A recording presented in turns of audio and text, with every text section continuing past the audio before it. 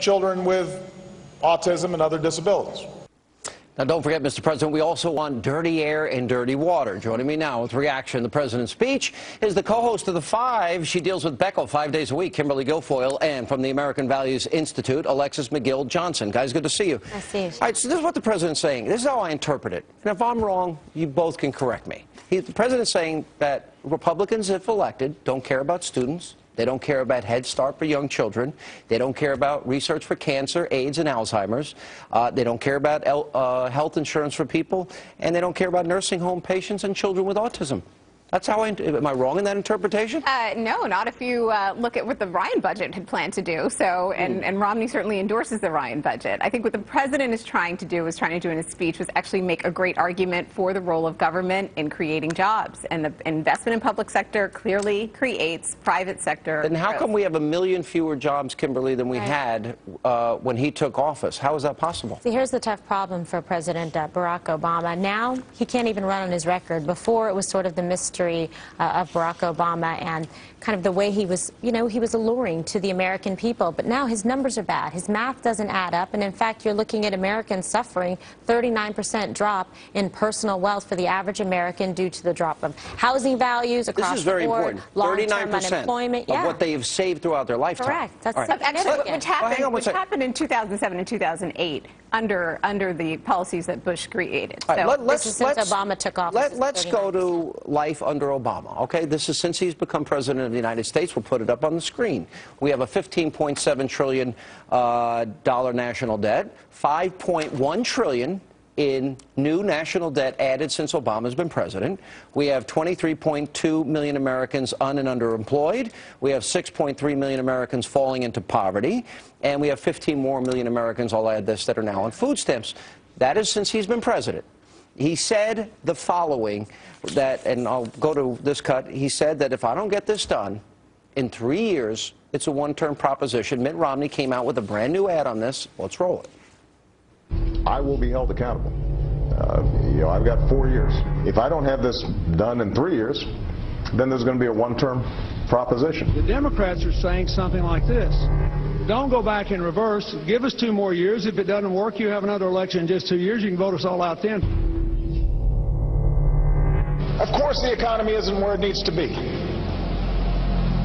Of course we have a lot more work to do. Everybody knows that.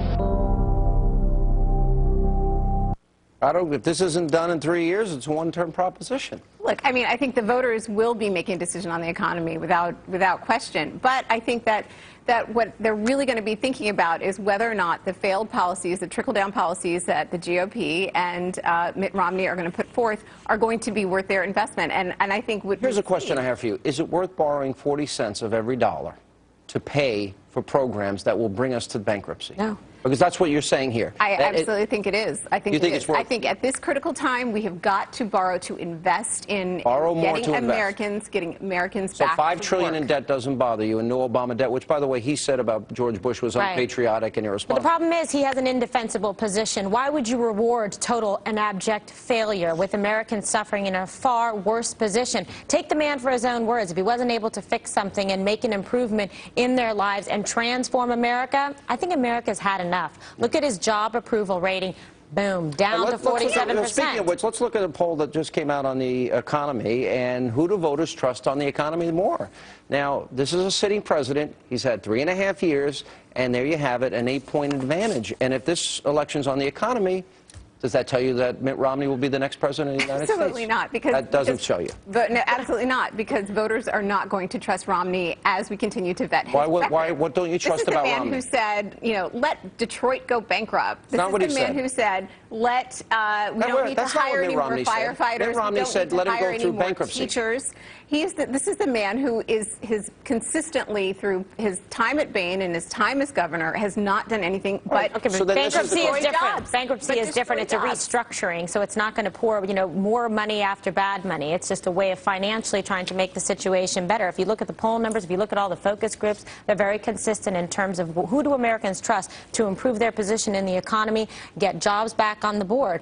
Right now, the numbers are doesn't have that record to do that. I'll tell you who doesn't have it. Barack Obama. How big, based on the statistics I put on the screen, how big a gaffe was it when the president said, "Oh, the private sector is doing fine"? Yeah. Where has he been?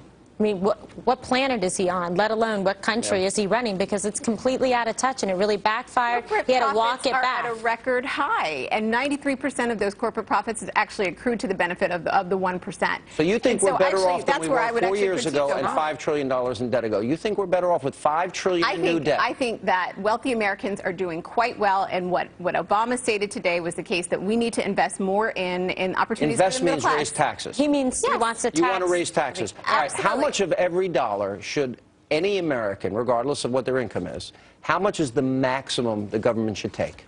How much? Let me ask the question. How much would a person be able to keep at every dollar they make? The marginal tax rate under Clinton was somewhere around 36%. Incredible growth during that time. I'm saying state, local, federal, sales, property taxes. How much of every dollar at the end of the payment should people be able to? I'm saying we should get back to where we were under Clinton, where there was incredible growth, there was incredible investment in public infrastructure. And under Reagan, it was 28%. And where we lost it under George Bush, where he started to give all the tax breaks to the wealthy, that did not trickle down. George Bush gave tax cuts to every American that pays taxes. See, but he can't Family of four making $50,000 save thousands of dollars a year. People who benefited more significantly, we know that. More significantly because they make more money. But the people, a family of four making $50,000 a year save thousands of dollars. Obama is arguing, what he's arguing today is that, you know, again, we go back to what kind of country do we want to live in? We want to live in a country socialist utopia. Not like this. Where we have a social contract and where we are taking care of those who are less fortunate. Look, we'd even take Clinton back at this point. Who's kidding who? I mean, honestly, he should actually, President Obama should listen to Clinton a little bit more, and, you know, he might not be in such a bad position.